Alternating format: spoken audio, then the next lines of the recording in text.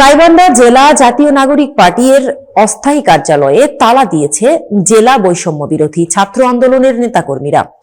গাইবান্ধা প্রতিনিধি মোহাম্মদ জাহিদুল ইসলাম জানান, বৃহস্পতিবার রাত 7টায় শহরের থানাপাড়ায় অবস্থিত কার্যালয়ে এই তালা দেওয়া হয়।